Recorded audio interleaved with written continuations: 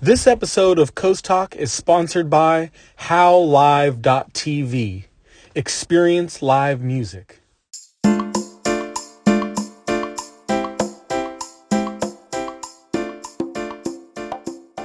What's up, everybody? Mark Weisbarth here, back with another episode of CoasTalk. And this episode, I got a very good friend of mine.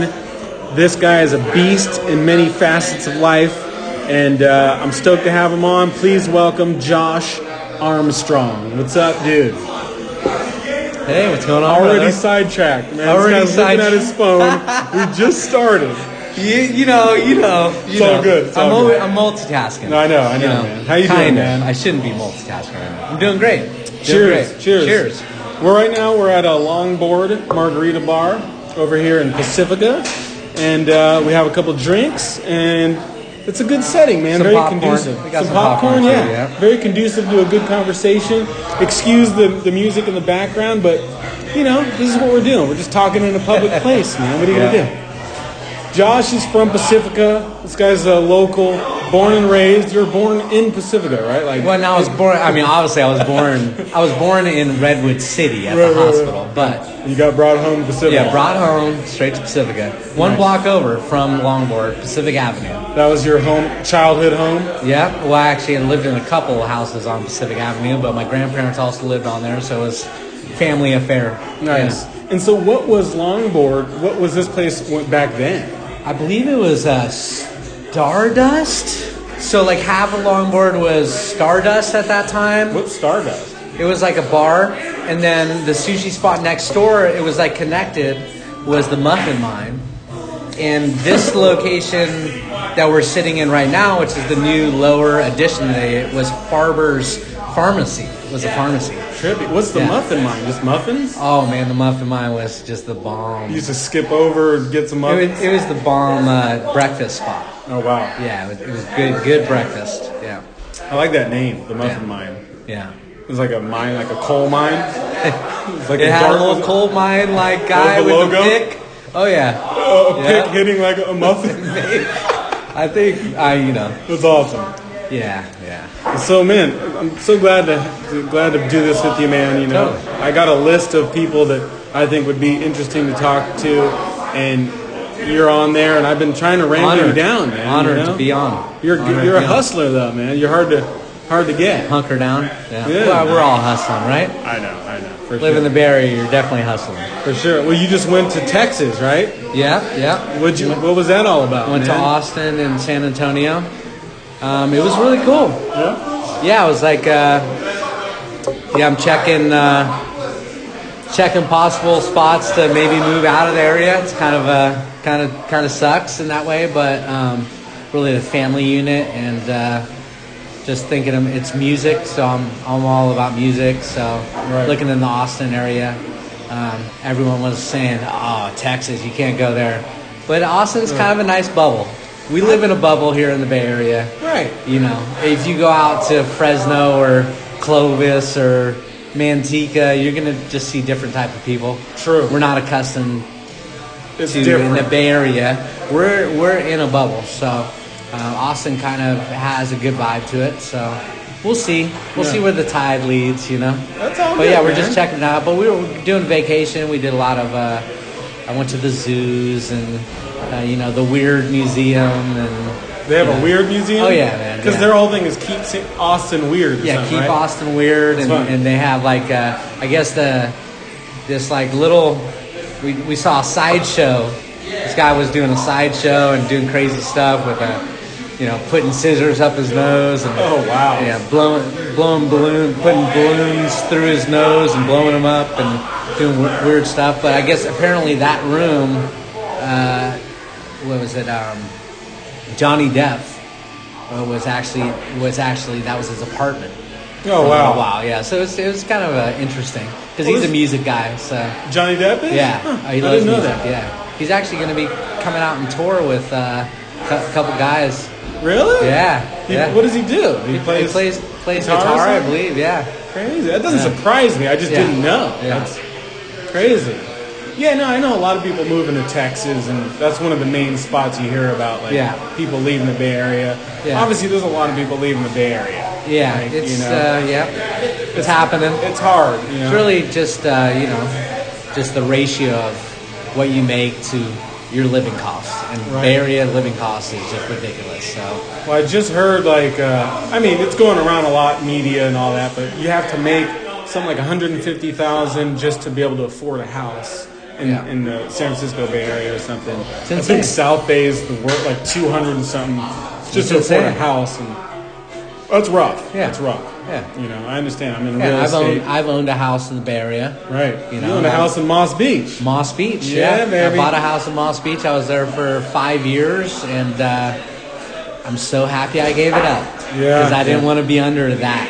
Right. You know, you're a fixer-upper at $650,000 with tons of problems, and just the stress of making those payments and doing all the updates and maintenance. I'm happy I got out. yeah. No, me too, man. We owned a home. Even though it probably would be worth way more. Now. It really comes down to balance of life and family and your own center being. Yeah, and where you were at that time. I remember that's kind of when I first kind of met you. Yeah. So me and Josh, for you listening, we met on MySpace. We did. We did. Like, who said that? So, dude. We met on MySpace, really. Yeah, I remember, that's hilarious. You know, back then I was just kind of combing through everything, and I was heavily involved in like the local hip hop music scene and stuff. Yeah. And I saw a profile that said Dank Jenkins, Moss Beach, and I was like, who the hell is that? You know, because I thought I knew everyone. Yeah. And then so I pressed play on some of the songs, and I was like, this guy is super dope. And I'm like, who is this guy? And I think, I don't really know what happened, if I sent you a message or something, but that's really how I met you. Yeah, I mean, part of that, you were doing Project New Groove. Right. And oh, yeah. Somehow, that's where I really, really met you. This Project New Groove. You're right. Going to, some of the earlier ones. One of those festivals or something. Yeah, the festivals. I we had Cameron's. Oh, yeah. Yeah, but Cameron's one, I wasn't playing. I jumped on stage. Okay. But, I wasn't playing. Was that your, second one? I think that was the first one. That was the first one. Okay, so I was at the first project. Yeah. But that was the first time I really met you, I believe. In person. Yeah. We were, exchanging messages. Right, yeah. MySpace. It's like, what's the next thing? Because I kind of feel like Facebook is on the decline. Yeah. Because don't you feel like, I don't know how much you go on social media. I've been trying to kind of take a break. I've been trying to spend way less time on there. But when I go on, I'm just kind of inundated with ads and kind of just a bunch of nonsense. Yeah. And so it doesn't keep my attention, and I end up just going off it. Yeah. And it's just, I don't know. Do you see it? It's like, do you feel the same way? I honestly don't think there's going to be a next big thing. You don't? I think that there's going to be different experiences, and obviously there can be a next big thing. But I think that everyone's going to be inundated with so many different types of things. Yeah. They're going to pick and choose what feels right for them. Some people are on Instagram, Twitter, but some people are off of that and are more locally connected. Some people do a mixture of things. I mean, obviously, Facebook, for me, and I'm sure for you as well, even getting into Instagram, it was kind of when I try to give it up because I'm so connected to music and entertainment and promotions and all that stuff. It was impossible to kind of fully give it up. Yeah. But I think that even with Facebook, they have groups, and I think there's going to be a lot more specialized kind of things. So we're going to get all Dungeons and Dragons on. Oh, I see. Yeah, you're right. Everyone's gonna be in their specialized corner. Yeah, what they're into. They're gonna find their niche and go that route. But it's still that makes sense. It's still nice to kind of follow along when you're so busy. I mean, because in the past, think about that. You have friends that you've grown up with all your life, and then if you don't see them, if you're not in a small town or anything like that, how do you connect? I have friends that are traveling the world, and I can still follow along. Totally. You know? Even people that aren't traveling the world. I'm staying in touch with people that live down the street on Facebook. I mean, it's hard to get to my parents' house. I mean, it's, you know. Oh, my dad likes everything I post. I love it. My mom, it's so funny. Yeah. So I think, I mean, that part of it is there. But we've been kind of going, with our family structure, we've been going off on like other little things where like we'll have like different like picture sharing and like there's picture sharing sites within that like a group. Only it's only family, right? So you're only sharing it with your immediate family. Or there's like my son is part of something with the school that when he paints something, they came up with this cool concept that when he does paintings, it gets posted online and shared with the family. So all the family gets to see his paintings and they get to comment on it. And then they have like this element where you can like buy a shirt or a mug with his paintings. Really? Like, what is this, through his school? Yeah, through his school. Like they connect it, and if you purchase it, like the proceeds from that cup go back to the school. What? So it's like it's like That's really awesome. It's a really cool concept. So I think that there's, you know, I mean technology. I think that we're in a weird time because it's like sensory overload. Right. Yeah, it is. Like there's so much stuff going too on. much. But I mean, but for my son and like the younger crowd, I mean, he can navigate. He's like a wealth of knowledge. Like he can go through this stuff, and he's like so much faster of processing that it's innate to him. It's kind of strange in that, like, you know. But you have to like pull it back and say, hey, you gotta wait. Right. You can't just say now.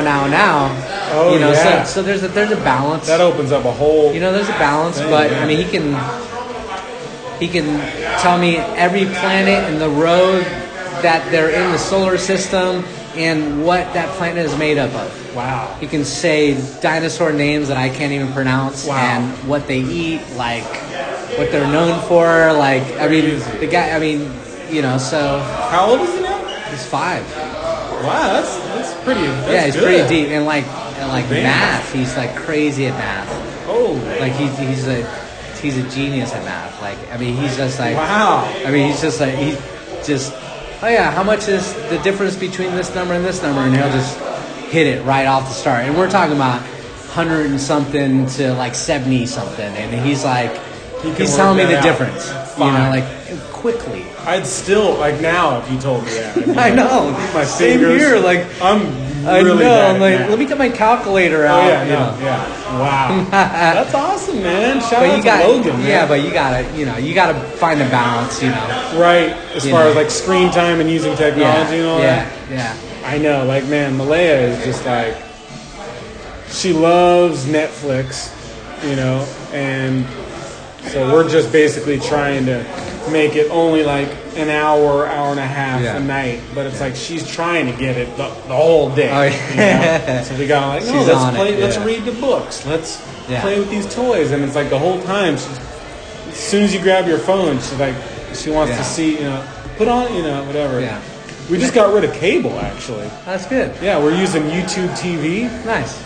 And I have to say, man, I haven't missed cable yet. You haven't? Because I really just wanted to have my sport. You know, like I want to watch Warriors games. I got it during football season, I think. Yeah, I watched the Super Bowl on it, and then, you know, I got my shows. I watched the Shark Tank. Yeah. I watched The Profit. These shows are teaching me business. Yeah, like you're a businessman over here. I know all about in the business. making. Yeah, it's serious. But it was a thing where we had all these channels and we're paying all this money and we didn't watch anything. There's nothing to watch. You have like thousands of channels, nothing to watch. We're in a series. Like we do series. I mean, obviously we do the Warriors games and things like that. So I mean, we're always like bouncing around Netflix, Hulu, and then we have some things on, you know, standard television. Are you still watching Walking Dead? Absolutely not. No, I am. No, don't do it, dude. I am. Like, I can't do the repetitive. I know. So there's like a. I'm ashamed to say it, man. No, I mean there's like telltale signs of like just fail, and I'm just gonna believe that. I mean, like it's like the Jeepers Creepers with like horror films. I say that because Jeepers Creepers opening scene. intense. crazy tow truck driver almost runs you off the road. Me being the character right now, Right. and you're almost gonna die because you're like going, what? I mean, the guy's like running you down, right? Right. So then later on, you see that tow truck drop a dead body into a gutter, and you're like, huh, what do I do? Let's go check it out. Let's go check it out. Let me drive over to that crazy dude's house that just almost killed me on the highway, and then let me climb down this gutter. Yeah, right. Come like, on. So like once you go there, like it's over for me. Okay, There's the common sense factor is like, and Walking Dead is the common sense factor is like out the window many seasons ago. Yeah, I mean it's just so like that's how you. There's a certain point where shows just need to call it quits and say we had a good run. Yeah. And we just can't write any more into the story. Get out while you're ahead. Lost was the same way. Lost was amazing. I love Lost, and it was destroyed by the ending because they didn't know what to do. And I was there. I went all the way to the end. And it was like they didn't know what to do. I'm like, come on, man! Like just call it. Yeah, it was a letdown. But like Breaking Bad and like Breaking Bad. I mean even Are you saying that Breaking Dexter? Bad was a fail? No. Okay. Breaking Bad. We're about to have problems. No, Breaking Bad. Dexter had a good ending Dexter too. Like awesome. it was actually wrapped. Even though there was he ended up the main character ended up becoming a writer, and it started dragging and doing weird stuff. But I think that once you get the money train, I'm really into those miniseries that it's like they already know the rap. They already know what's going to go. It's not about as much about the money in that element. Right. So what's a good miniseries then? Man, I would, Let's just hit you. Let's just come off the top, man. Miniseries. What's something good? Black Mirror. Black Mirror is great. Black Mirror is insane. And that's even that's stepping it up one because it's actually every show is different. That's cool. Yeah. I like that. Yeah. I like that. Have you seen the new ones? I haven't seen them. Well, I saw they came out with like a little like short movie or I heard it was something strange. about where you can choose. It was strange. It's almost choose your own adventure or something. Kinda. In the end, I don't want to like no spoiler alert. Yeah, I don't want to damage it. I don't want to damage it. But it was cool the element of choosing, but it had its own issues. Okay, I haven't. Man, it's so hard to watch anything now. Like, and then American Horror, they tried to do stuff like that, but I can't stand watching the same characters over and over again. Like, just bring in some new people. Yeah, like I can't. I saw the first few, and I haven't stayed up on that. I mean, if they're good actors, it's kind of like there's some good actors in there. But I hear you. Yeah, give me some new characters. Yeah, for sure. Yeah, they kind of start leaning on the same actor over and over again. Right. Yeah, so. Well, man, not to get sidetracked too much, but I want to talk about what you got going on. How Live, man. How Live, yeah. This is what you're doing, right? Well, I mean, How Live is one of the many things I'm doing. Right. Obviously, Mark and I have a history. Yeah, maybe we should go down that road. Yeah, I mean, like, True. Okay, with J7 Studios. Yeah, let me just say that. Okay, Josh is one of those friends that, like, I feel like you meet different people in your life, and you go on different journeys with these people, and they impact your life in different ways. And you are definitely one of those people. I have like a handful of people that I've met, and they've helped me and grow as a person throughout my life. And you're one of those people. You're probably the last person. Thank you. Thank you. And that means a lot. The same vice versa, man. And so basically, to those listening that don't know the story, in 2012, one of our good friends committed suicide, J7 Stewart.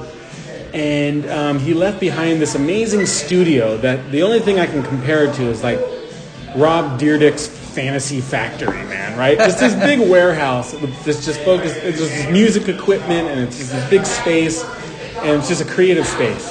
He left it behind, and so, when that happened, it hit everybody. It shocked everyone, and so I was one of the people to step up and say we have to kind of keep this place going and try to finish what Jasiri started.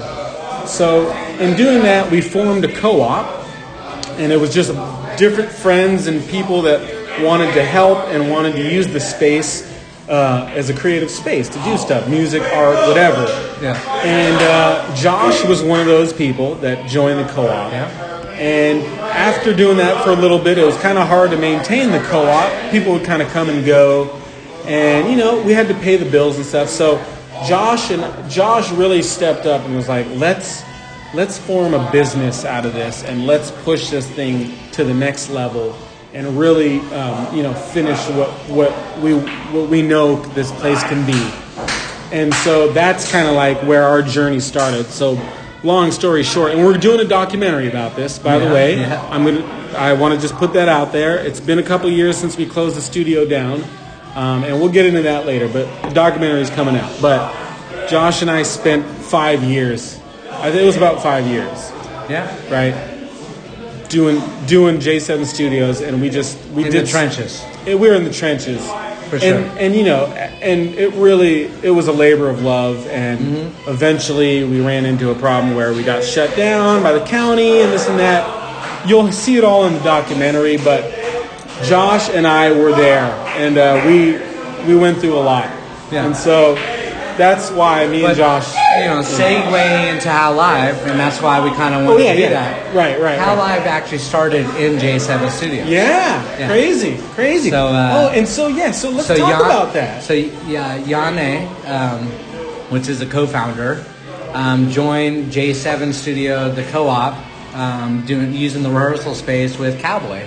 Yeah, Cowboy Surf. Yeah, man. Yeah. Craig Cowboy was in his band. Yeah.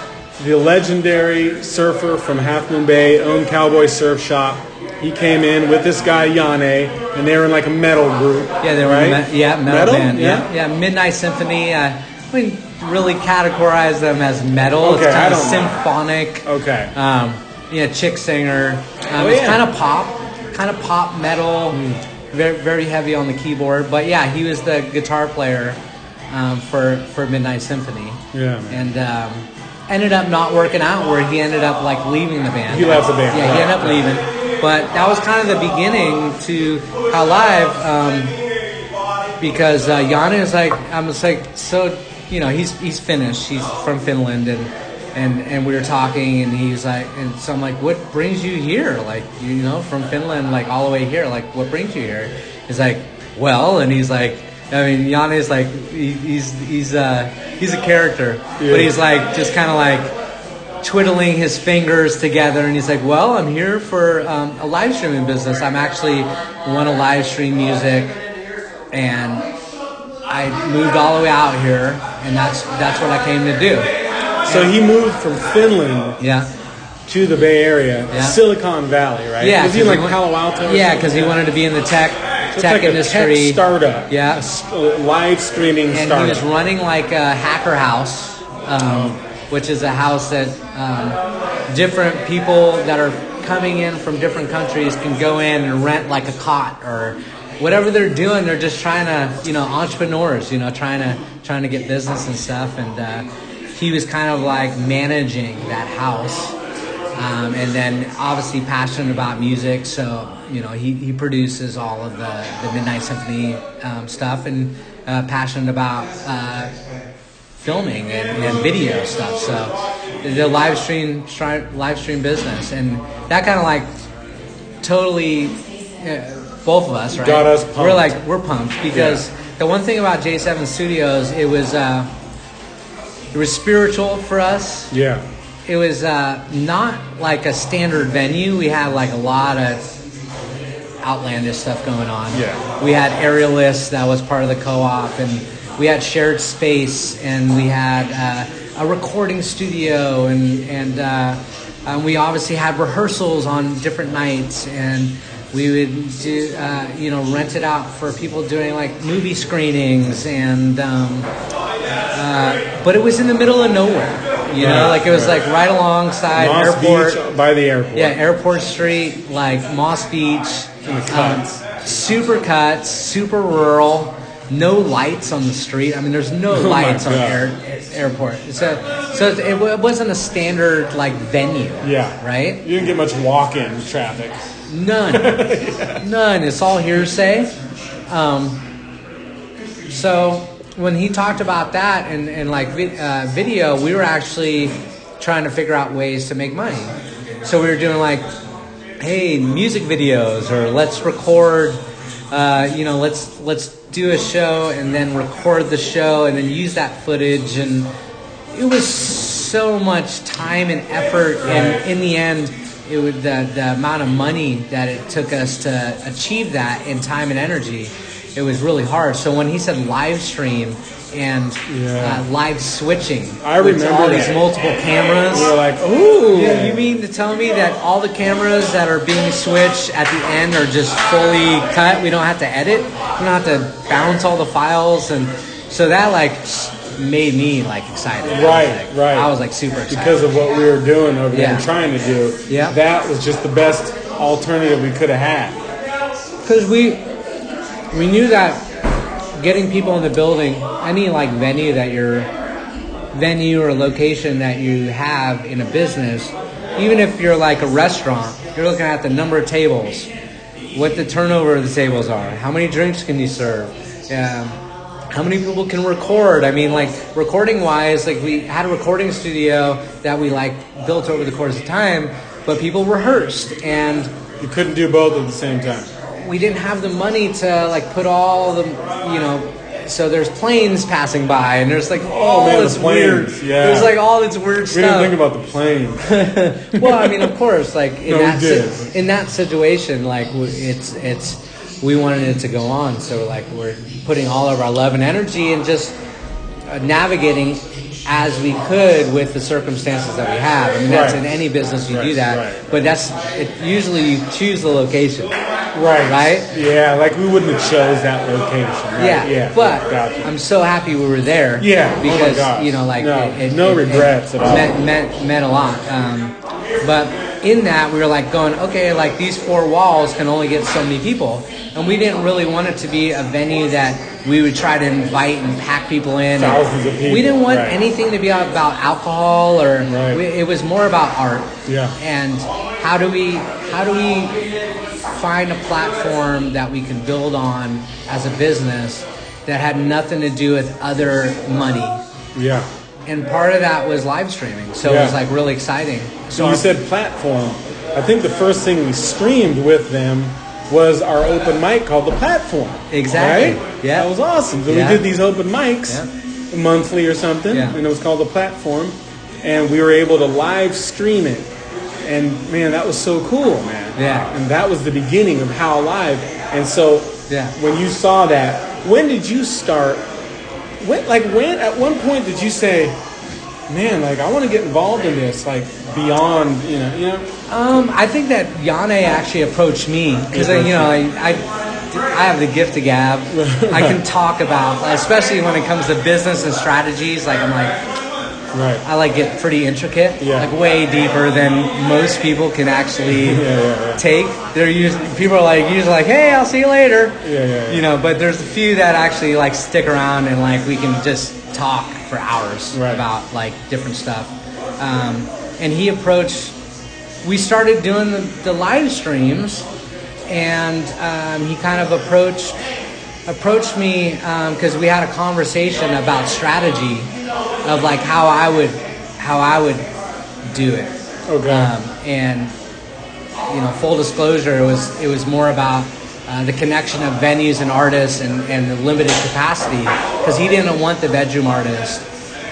He wanted actually big bands. Right. So I pretty much like served on a platter like what our entry to market would be is more partnering with venues and getting into the contract discussions before the shows happen at the venues, and then the financial aspects of how it makes sense for the artist and makes sense for the venue, because they're making their money off the ticket sales already. Right. So if we come in to that, they're already paying money for production and lighting and things like that we can come in as an extra partner and bring a new revenue stream.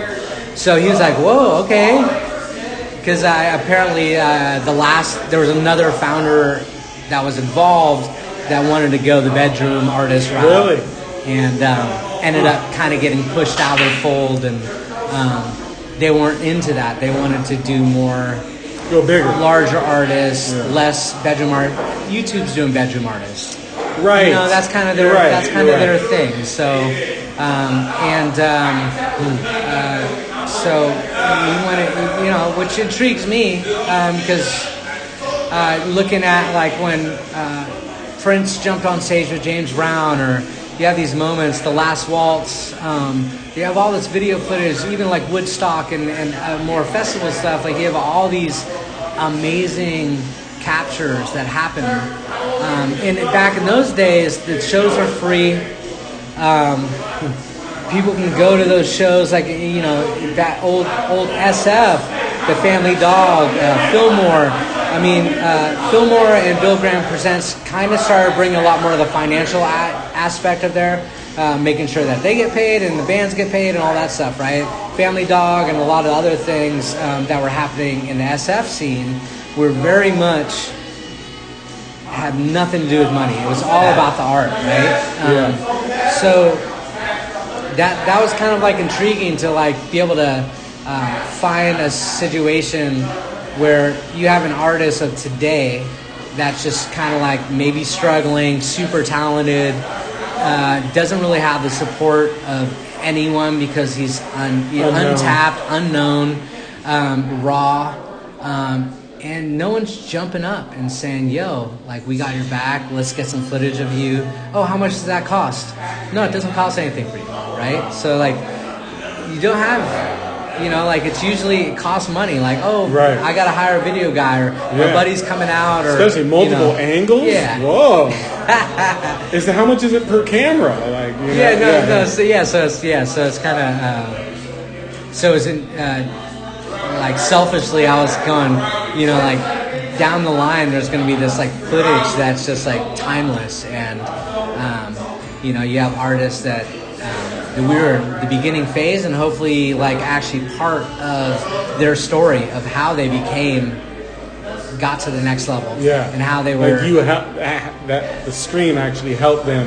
Get exposure. Because I think it's in any concept or construct of like a business relationship or a friendship or a partnership, right? The partnership is you're only as good as your partner, right? So if you're someone that's struggling through it and don't really have anyone supporting you, it's a hard road, right. So support is like a huge deal. So do you view Hal as like a band's partner or so we were a venue's partner, but we're Hal Live. Oh yeah, I'm sorry. That's what I meant. Hal Live. Well, we originally started Hal. Just Hal. Yeah. Oh yeah. But there was conflicts and stuff, and like Hal's, it's just kind of a like Hal, like a wolf. It doesn't tell you exactly. It doesn't what really it is. tell you what it is. Right. So it's kind of like tongue in cheek, but like Hal Live. Like how live is it? Yeah, I like Is it like right now? So it's spelled like How Live. It's all one word. Okay. How Live. Right, I like that. I like it's that. How Live. Yeah. HowLive.tv. Nice. And we've streamed some amazing bands. It's really about controlling, on the business end. Not to get too business. Hey. But controlling the revenue aspect, the cost. Because there's a burnout phase to everything.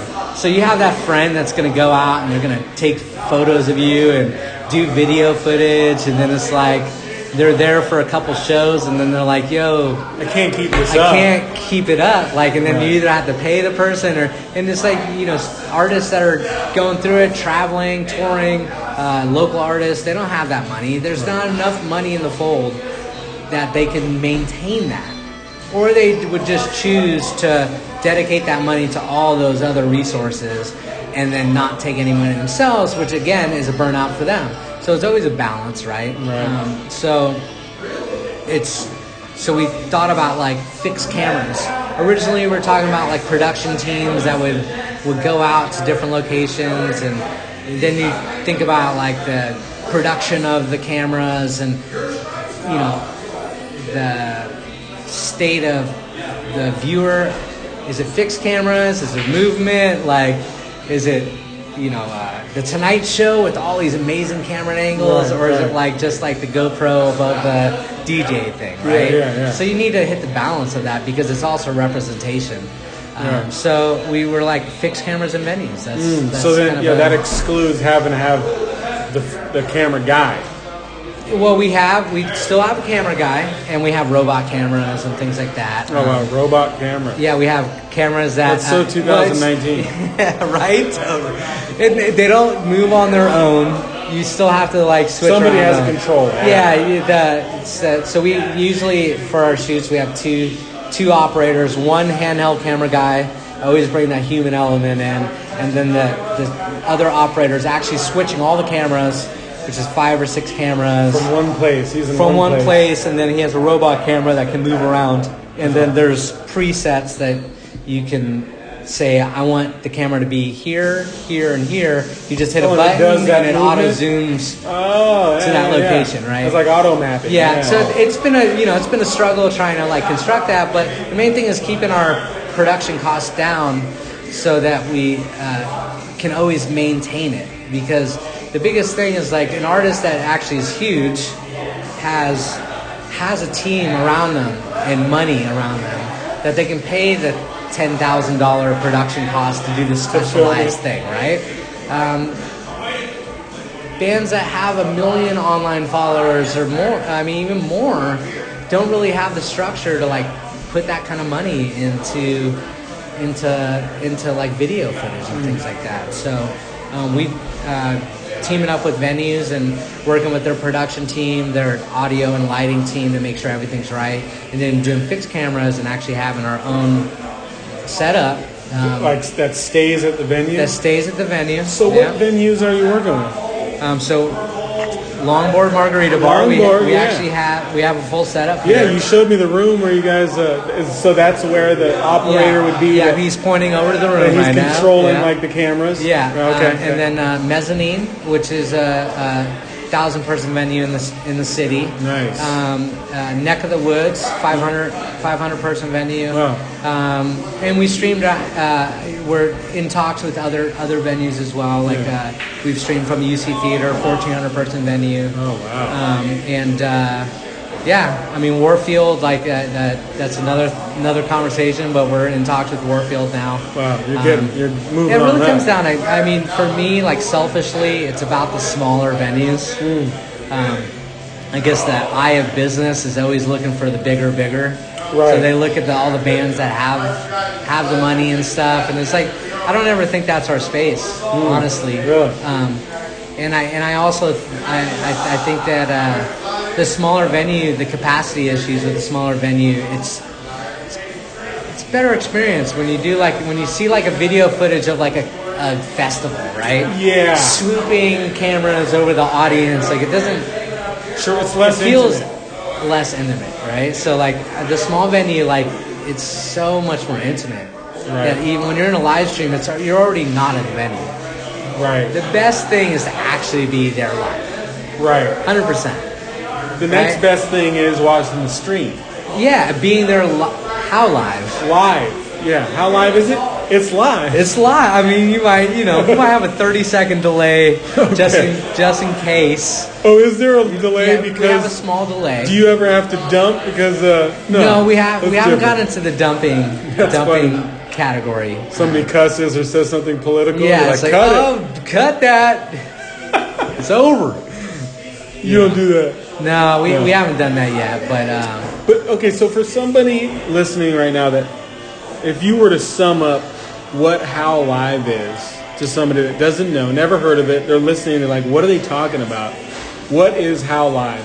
Experiencing live music. Like we're there as a catalyst for touring bands to tap into their full fan base. So right now we have bands that are traveling from Mexico and Jamaica, that the people that are watching the stream are actually in like South America, right, or so fans Brazil, can see them perform in the Bay Area. Yeah, and they're not there.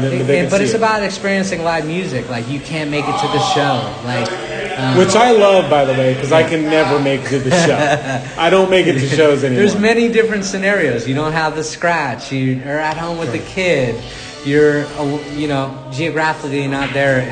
How Live is really about experiencing live music. We want to be a catalyst to the live music experience, and we think that we can be the extra connection that always keeps bands and fans tied together, and be a catalyst for the venue and the artist's revenue stream to keep them going, and to add more revenue into that category. Okay, so you said revenue, so if a band is performing and you're streaming it, they are able to sell their merch, right? They can sell shirts, their album, and so people watching the stream can actually buy their shirts or. We have tipping. We do merch as well. The venue and the artist get paid per person that views at a higher rate than YouTube and any of our competitors. Oh, really? That's good. Yeah, and then obviously like YouTube and stuff, we do like ads. But we also, a big thing is attaching sponsors. Right. Bringing like the sponsorship model to, at Longboard here, we've had Maverick Experience. They've done sponsorship. Shout out to Tim West. Yeah, Tim West. NorCal Surf Shop. Shout out to Sean. Yeah. NorCal. And many others. So that's cool. So when it's streaming, their ad comes up or something. Yeah, we do commercials. It depends on if what they we're have doing. one or Yeah, something. so it's kind of the tricky part is it's the footage itself is so like valuable in so many ways, right? Totally. So, I mean, and that's the technology. We're just trying to form things around it to make sure that we always protect that footage. That we can use it because all the footage itself can be used by every partner involved. The venue can use it for promotional purposes. The artist gets to use it. We're developing like a lot of cool things on cloud editors and things like that are like kind of exciting, that we can just right after the show you can just bounce something super quick for social, and every single partner can bounce their own thing. So it's pretty exciting, That's super cool, man. I've always believed in it. I mean, since How Live started in J7 Studios, I was super pumped on it. We shut down. You told me that you were gonna keep it going and working with them. I was super stoked on it. Yeah, and I'm still stoked on it. I see the value in it, and I think it's a really cool thing, man, for venues and artists and fans. So I think it's really cool, man. So we went through a couple funding rounds, and then I was like at the helm, but then we actually hired on another Coastside local as a CEO.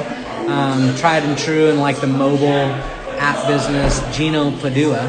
Shout out to G-Man Padua. G-Man, dude. G-Man in the house. You guys don't know. If you're listening, you probably know all about Luca. Yeah. Luca's like a household name right now. Shout out to Dom, Dominic. super talented, power lines. But G-Man is where it all started. Yeah. Gino, for sure. Yeah. Dom's actually a camera guy. He actually works on the cruise. Oh, that's awesome. He's super into it. So nice. He's so talented, man. Yeah. He's been working with Kurt, Power Lines, and showed me some edits, and I'm like, damn. I know. He's legit. He's ridiculous. Yeah. It's hard to get him.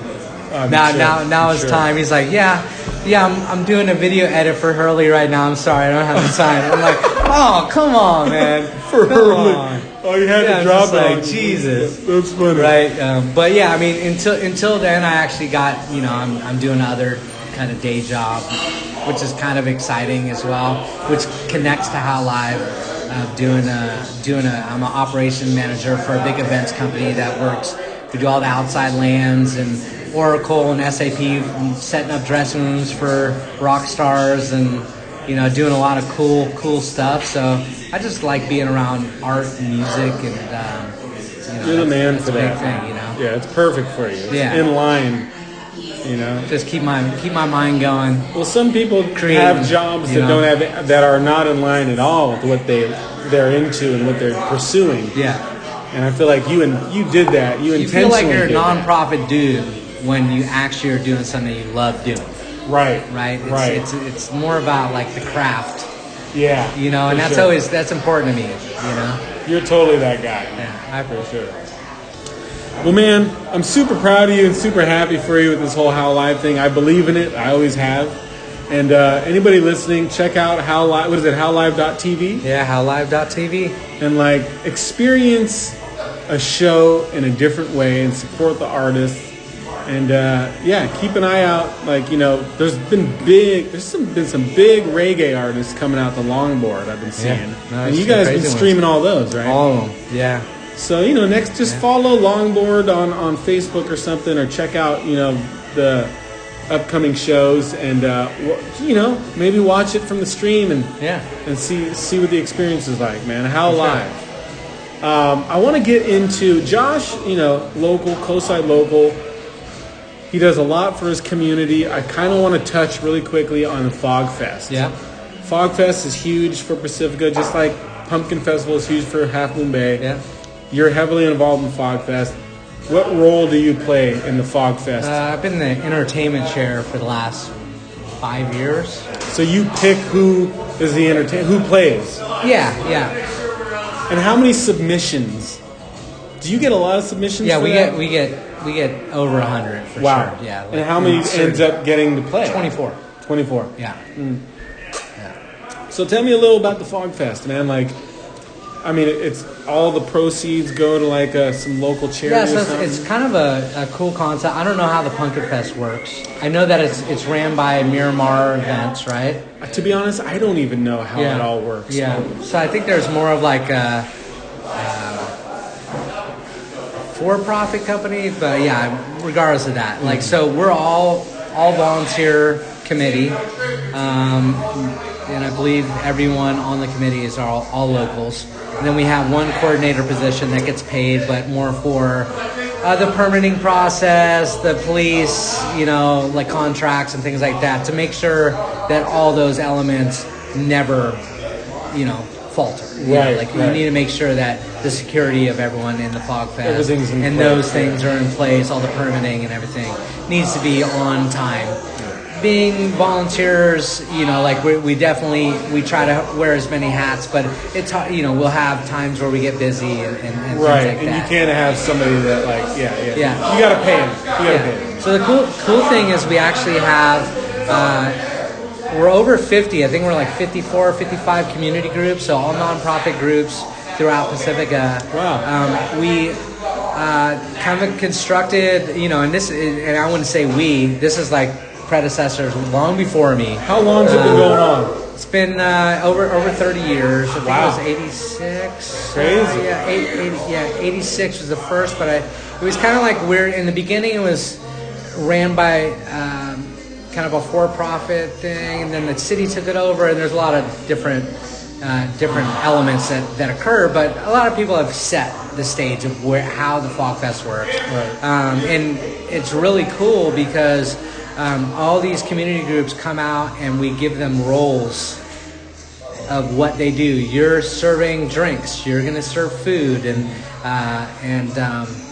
they fill the streets, helping out with souvenirs, parking, block captains that making sure recycling and trash. All these groups come out and we give them roles and kind of manage those roles to make sure that for that weekend they will be the staff for the Fog Fest. And these organizations are the ones that are getting the proceeds. Yeah. Oh, wow. Yeah. So the proceeds from the Fog Fest go back to those community groups. And we're well over $1 million back to those community groups now. Wow. And on a yearly basis, at this point, we're $115,000 a year to those community groups. Wow. Yeah, that's for amazing. 2-day periods. So it's it's really cool, and that's kind of something that means a lot to me is I don't get as involved in the community groups, but my Fog Fest is kind of like my way of giving back because I enjoy music. I know a lot of bands. Yeah, you're perfect. You're perfect. You probably. I mean, is there anybody else that even has the connections you have? Like, I mean, yeah. Yes, Okay. I think there is. You don't want to badmouth anybody on the podcast? Absolutely not. We have Mickey. Shout out to Mickey, man. Mickey. Distortion Brothers. Yeah, Mickey, Distortion Brothers. I actually brought him in because he's also a music lover. He's perfect. And so he's been helping me out, actually choose bands because I think it's keeping it fresh and like having fresh perspectives of people that really are in the music industry and music scene, right? And know bands and kind of whoa, this would be a kind of nice combination of new different ideas, bands new blood. Yeah. So he's been assisting. It's my way of giving back and it's valuable for our community here in Pacifica. It's like is there anything else? That's like the big fest. That's the big thing. It's a big fest. I mean, like 4th of July, since we can light fireworks here. That's kind of a big community group thing as well. Like they run the firework booths, so that's a nice payout as well. So it's very similar to that in a way, but it's also a big party and a way to get people into Pacifica that hasn't seen Pacifica, a lot of the businesses around us, they also get benefit as well from that, Yeah, for sure. Yeah. Is it always foggy? It usually the weekend that it's on is actually. When is it? It's last weekend of September, whatever the 2-day period is, Saturday, Sunday in September.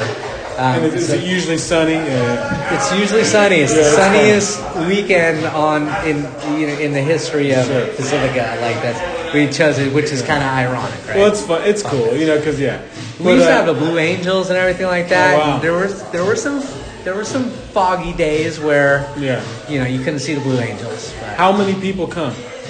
Do you guys know? 60 to 80,000 people over the weekend. That's insane. Yeah, we're averaging about 65,000 for the weekend. Wow. Yeah. That's amazing. Which is great. Yeah. How long have you been involved? 5 years. Wow. Yeah. And are you going to just continue to do that, or? Yeah. Until you can't. Yeah, I'm gonna do it as much as I can, and I'm trying to bring in some newer blood. When I first came in, it was a lot different, where you had like this huge committee, and we would like pop in like CDs and shout out to the originators. I started bringing a lot more of a technology sense to it because we are volunteers. So like having submissions become more electronic. Yeah, so got these MP3s we can all listen. That were emailed. So we can all listen. It used to be like literally everyone mail had in to a be there CD, for the CD, and then we're like pop the CD in. That's funny, man. Yeah, well, that's awesome that you do that. It's like so many people, including myself, man. I've always tried to be involved and give back to the community, but you get caught up in life, man, and lately, I don't know what I've been giving back to my community, but I kind of feel like this podcast is kind of a little way for me to, I don't know. But, you're always a community dude. Yeah, but you are. I commend you for continuing to do that. Thank you. Within your busy life. You have a child, a wife, you have a business you're trying to make work and stuff. So, man, that's kudos to you, for lack of a cooler term. But man, I feel I want to put it out there that Josh is a very talented musician. This dude can sing, first of all. He's got a voice of an angel, okay? So if you don't know, but I think it's important to note that you were in a band called Freeload. Yeah. And Freeload is OG Coastside music. And so, can you kind of just tell us a little brief history of Freeload? Freeload, my brother's 4 years older than I am, and it was his friends. And at 18 or 19, I hopped up on stage with them at the Yellow House teardown party. Yellow House, now it's Pacifica Beach Motel. Oh, it wow. used to be the Yellow House, Surfer House, Crazy. well known.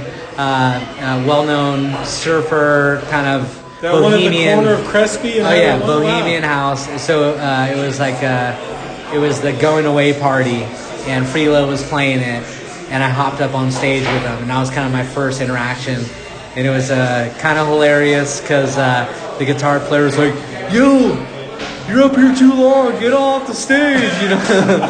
Yeah, because I didn't really, You wore out your welcome. I love music in general, but I knew nothing about like 4 counts, 8 counts. Oh, you know, yeah, like you just where went. You were you're just at. going. I'm just going, right? And he's like, "Okay, get off." He like stops playing the riff.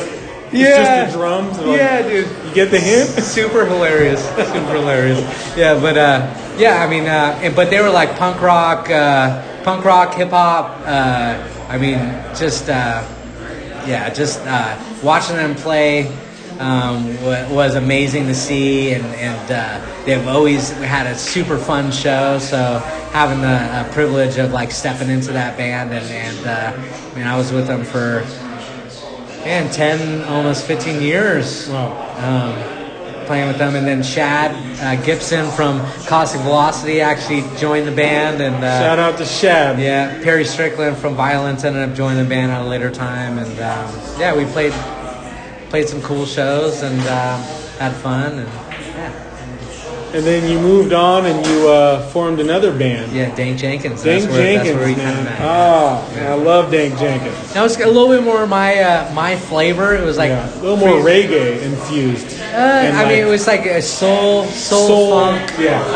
melody driven. Freelo was like everything was on 11, so all the songs were written reggae hip hop, and was on drum machines. And then we brought it to the band, and all the artists in the band were played. metal heads. Right. So screaming guitar, everything was screaming guitar solos, huge drum rolls, really loud. Big. So as a singer, Dank Jenkins was like my next project. That was a little bit more melody driven and kind of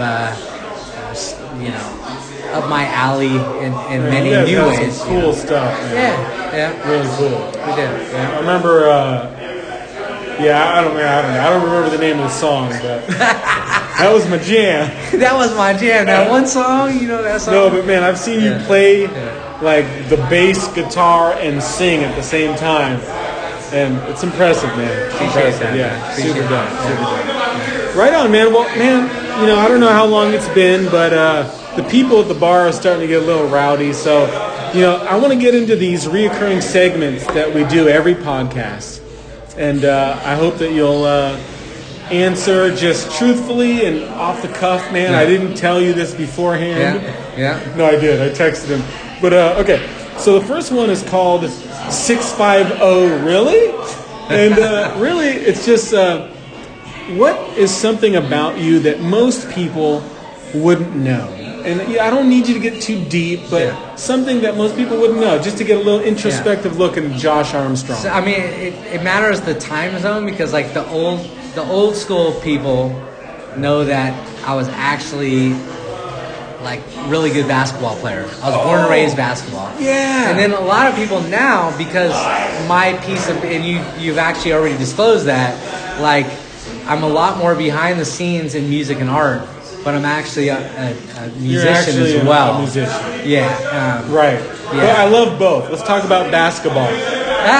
But I was gonna say, the thing that people don't really know, which connects both of those together, is I actually do not like crowds.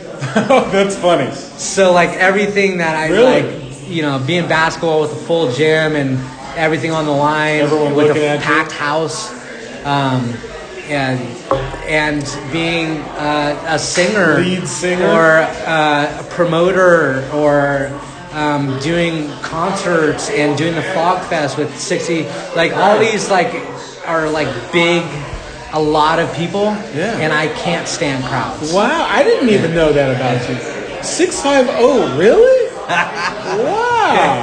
I never got that from you. I mean, yeah. So how do you cope? You just do it. I'm behind the scenes. I I'm always working. Like honestly, usually like I don't go to many shows that I don't work. Okay, I feel that. I mean, even in retrospect, going back to what my wife got annoyed at me for, it was usually that I was never in one place at a time. I would always be like phoning to someone else, talking to them. I was having independent conversations that weren't part of the crowd. I wasn't in front of the stage like rocking out. Like I'm in these small pockets of what shows have, and I always find myself in a role, even if I'm like a spectator of like hearing the sound or a production element that if this happened, then I'm like I like divert my mind into things, which is a natural fit to who I am and where I'm at right now in my career, and I feel like we're similar in that sense because I'm like Mr. Host, Mr. Whatever, but I'm the same way, man. And when I was on stage, cool, doing my thing. I'm promoting something, cool, doing my thing.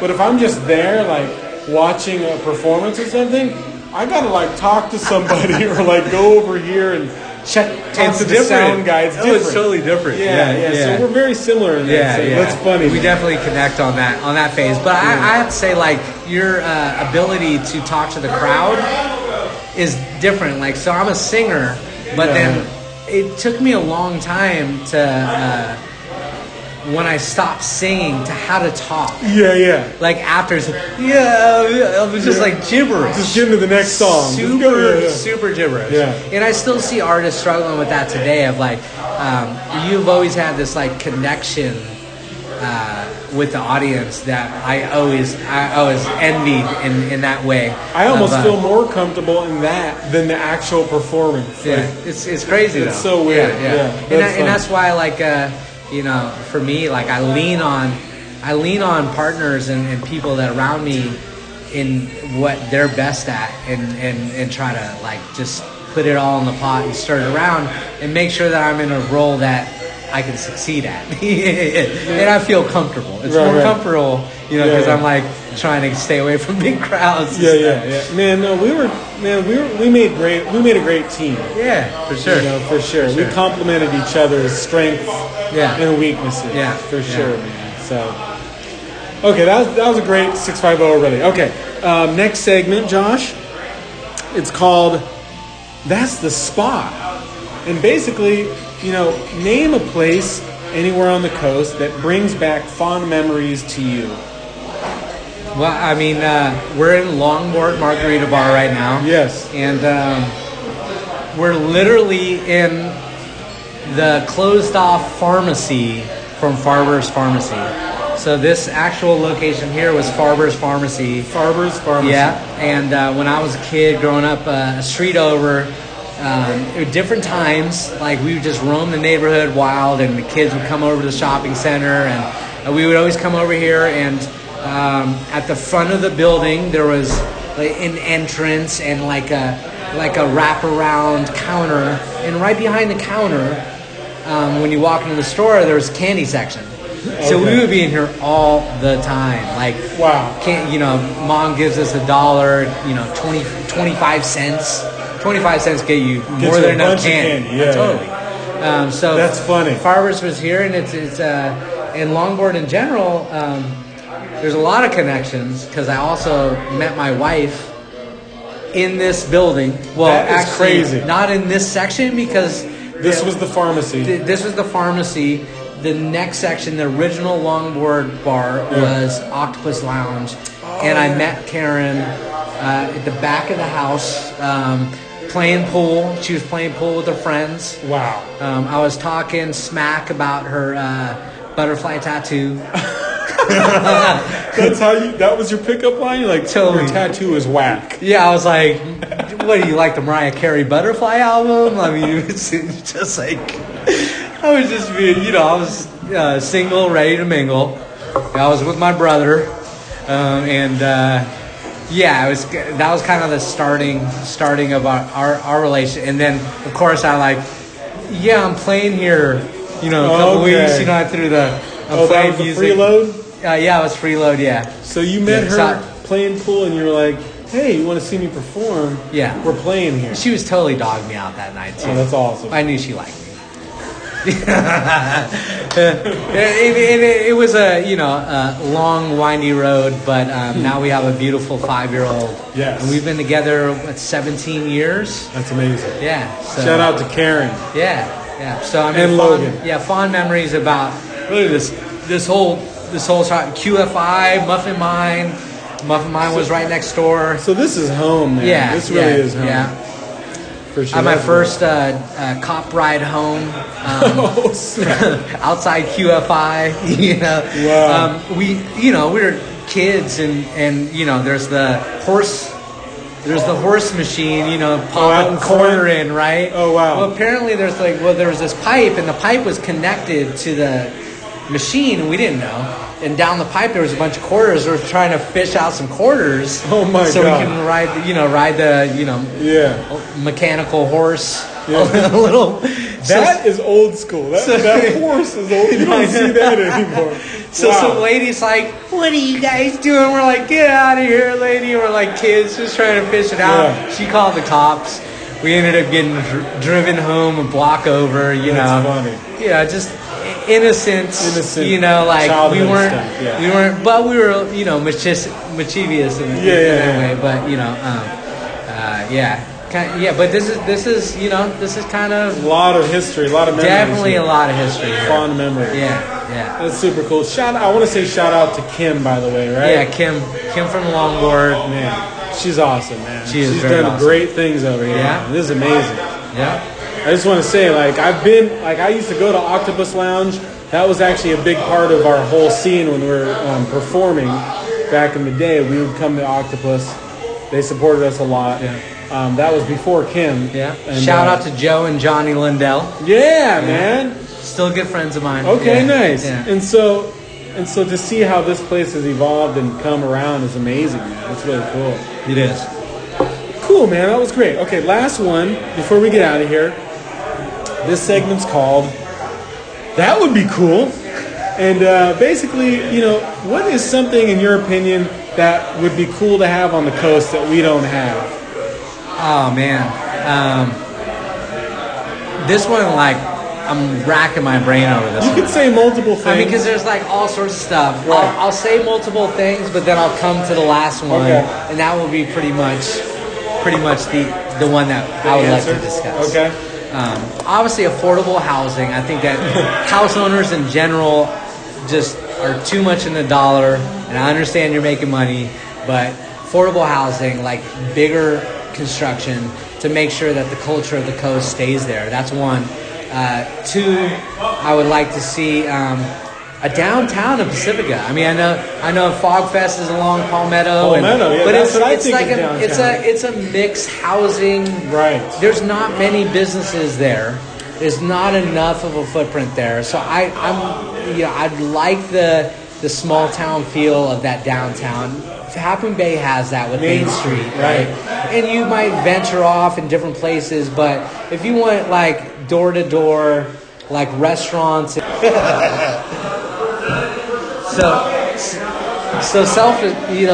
Half Bay has Main Street downtown where you can go in. There's multiple restaurants. There's all these places to shop, and it's a downtown. Right. And Pacifica doesn't have that. It's always been that way. Which, I go back and forth, and I understand it in certain ways. There's always been this way. My dad he's always the more and more stuff that moves in here, the more and more culture leaves. He's always said that to me, and I recognize that.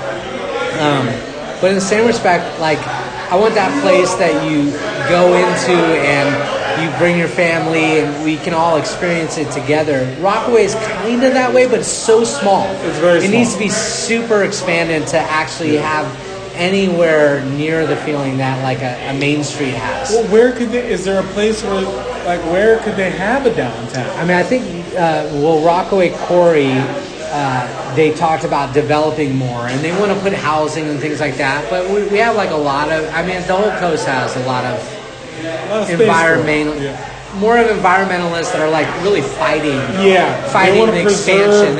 And I understand it, but in the same respect, people are still freaking coming down here.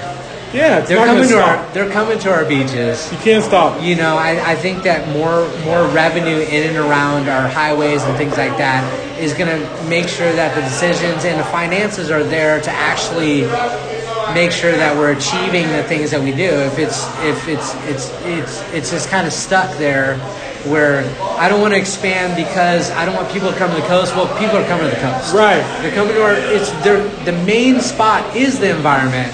The beaches. They want to be near the beaches. The beaches aren't paying us out.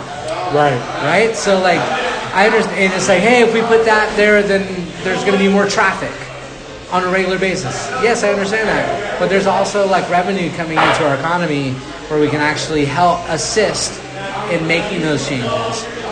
Because they're coming regardless. I agree. You know, they're coming regardless. I agree. So that's and I definitely went way further in there.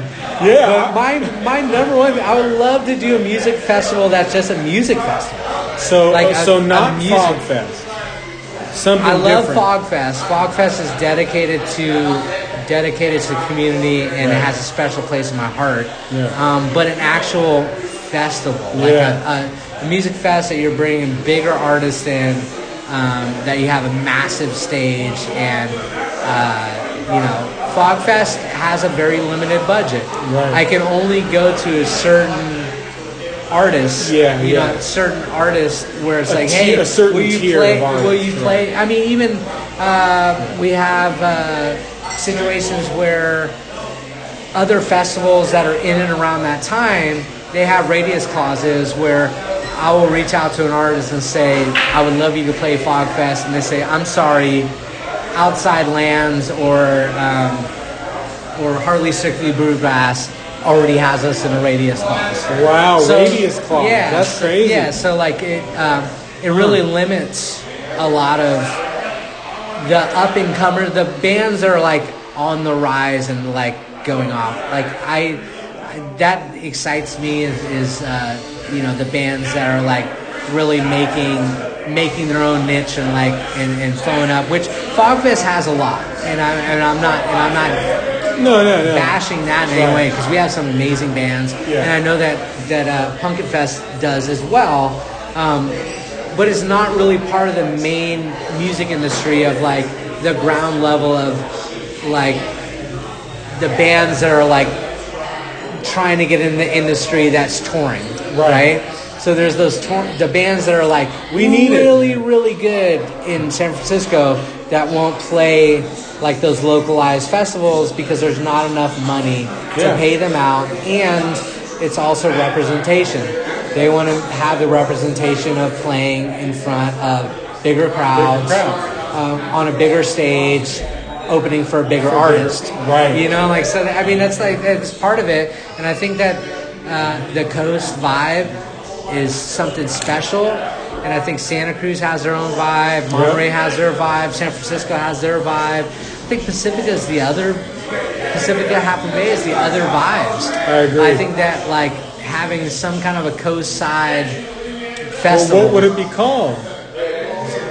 Because we still want to do Coastal Palooza, man. I know, Shout out to J7 for the idea. J7 definitely came Coastal Palooza. I don't know if we get stuck in the copyright issues on that, but it's definitely got to be something unique to what I don't think that Pacifica has. It comes down to infrastructure, so there's a lot of things that, just like my experience in the industry and understanding like what it takes. There's many different hurdles that would have to happen, but at some point I hope to have the meeting of the minds with the heavy hitters of the coast side, on putting it together, because I think it would be special. It would have to be like longboard, OPL, all these people that are bringing these artists to the coast. I think that the music heads. I think that the Fog Fest could have a connection in there. Right. I think the Pumpkin Fest and more events can have a connection. Yeah. Of spanning together, because it takes it takes a community to make this happen. Like it's not an easy task, and I think that we also need a location. You know, that's a good question. I was going to ask, like, where could we do it? You know, I think Dream Machines has kind of proven that there is a spot there. That's such a good point, man. You know, we could totally do it there. But you know, it is a 2-road highway. True. There is a lot of parking there, but I think that there's going to be some red tape and things like that. But I think the right people involved, people that have been tried and true in running other festivals on the coast side, that we can create something very special. And it could be a non-profit thing, but I think it takes a kind of a different initiative to get it to that scale. Yeah. You know, it's kind of a different beast. So, well, I'm totally game for that. Maybe, you know, and whatever I can do to make that happen, I don't know, man. But I love that. Okay, so cool, man. That was great. I've never had anybody, although this is the second podcast, I've never had anybody come up with multiples. But hey, man, there's no rules to this. This is Coast Talk, you know, Pod Coast, and it's awesome, man. But I'm so glad to have you, man. Can I talk like for another hour? Or hey, man, we can keep going. Just fuck around. No, just messing around. Man, Josh is one of my best friends. Man, I love you, man, and I'm really stoked for you. Everything you got going, proud of you. Josh is one of those guys. Ever since I've met you, I've been asking you for advice. Like when I first started messing with you, I was like trying to do these shirts. Yeah. Used to run a screen printing business. We didn't get into that. Yeah. But you helped me like print shirts. Yeah. And then up until recently, I'm calling you, asking your advice. You give good advice, man. You know, sometimes I get in my own head and I don't really see what's really going on, so I run things by you. And there's been so many times where you're like, no, man, do it like this. And I'm like, oh, yeah, duh. And so, man, I really appreciate you. It's kind of funny, though, because I'm like great at giving advice, but I also need advice, and it's hard to get it. I'm sorry, man. I don't really have much advice. Oh, man, dude, I know. You're my guy. No, but I've actually had mentors in my life that has really taught me as well. You're a mentor to me, and that's kind of like, and I'm not calling myself a mentor. You're a mentor. I honestly feel like you have like something beyond special, and I like what you're doing with your real estate, supporting your family, and the steps that you've taken. Because you know, in your latter years, to be somewhere near a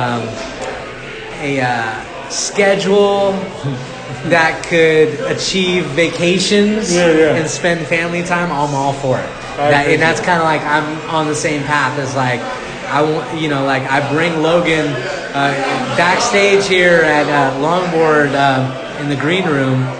Logan came out,